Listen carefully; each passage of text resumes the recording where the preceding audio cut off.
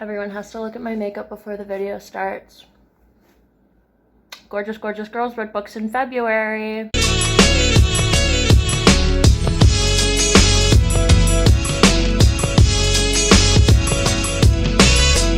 Hey friends, it's Liv and I'm back with another what I read in the past month video. If you saw my what I read in January video, you know I did a ton of reading in January.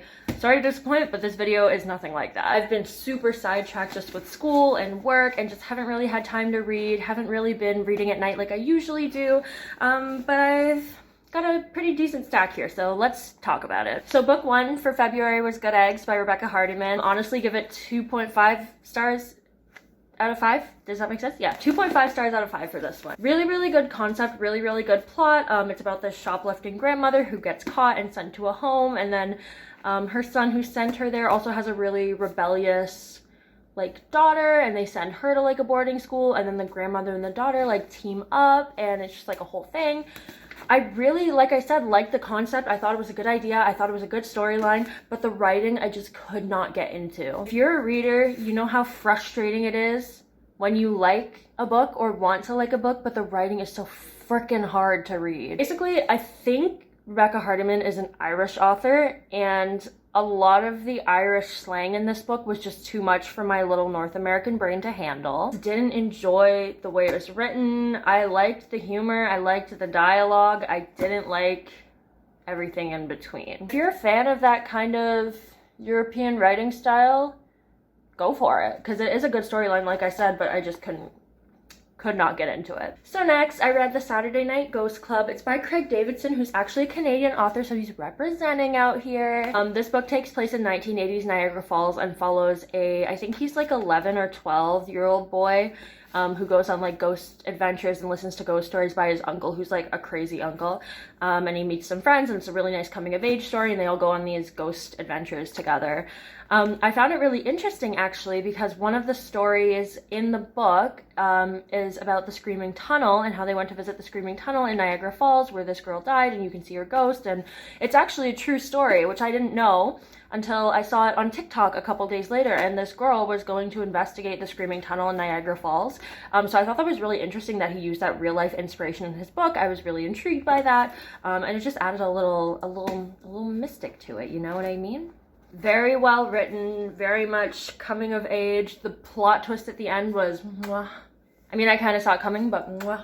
I give this one like 3.5 to 4 stars out of 10. I really liked this one. It's a little spooky, so don't read it at night, or maybe I'm just a pussy, but I literally like was trying to read it at night and had to turn all the lights on and had to call my boyfriend to come over because I was scared. This one I read for school, and also it's only printed in French, but if you can read French, I definitely recommend this one.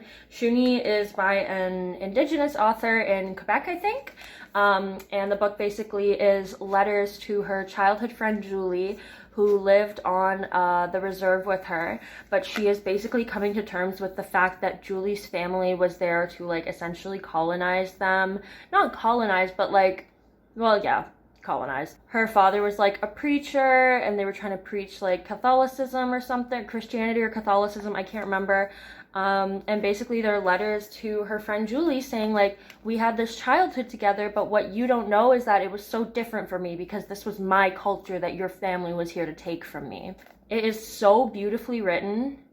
It's very reflective, and I honestly don't read a ton of indigenous stories or like stories with much diversity for that matter, so this was definitely a really, really eye-opening, really great read for me. I definitely want to find more books like this, so if anyone has like recommendations for any artsy indigenous stories, like let me know, because this was absolutely gripping. I give it 4.5 stars out of 5. I thought it was really, really beautiful. Some of the sentiments in it and some of the reflections that she made, I just really, really enjoyed this one. This one was also for school, and I've already read it before, but I read it in one sitting because I have to do an essay on it.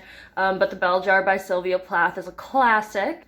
Deals with mental health. It's semi-autobiographical, I think, and it deals with Esther Greenwood, who gets like a scholarship to write for a fashion magazine in New York, but she ends up falling very mentally ill and having suicide attempts, so definite trigger warning on this one. And then she ends up in a bunch of mental hospitals, and it's basically just dealing with mental health in a time when it wasn't really talked about or dealt with. So The Bell Jar is definitely a good one for those of you looking to expand your knowledge on mental health and the lives of those with mental health, although it does take place in the 50s, so it's not very accurate to today, but it's still a really, really great story. I give it a solid 3 out of 5, I think.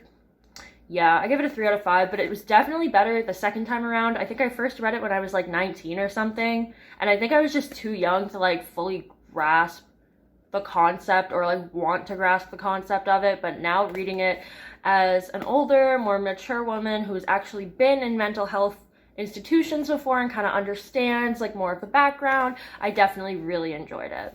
Honorable mention, but I started A Little Life by Hanya Yanagihara. I probably butchered that, but it's good so far. I've only gotten like a little bit through, but the fact that it's 800 pages is really daunting to me, so who's really to say when I'll finish this one? So far we're following 4 college classmates who are just trying to make it in the world. There's like an artist and an actor. It kind of seems like so far there's not really much of a plot. Like there aren't really significant plot points happening, at least to me, I don't think. I enjoy like the writing style, but I don't know what's going on half the time. Am I just stupid? Because I know this is a really big like bestseller and everyone really loves this book, but I just like can't get into it.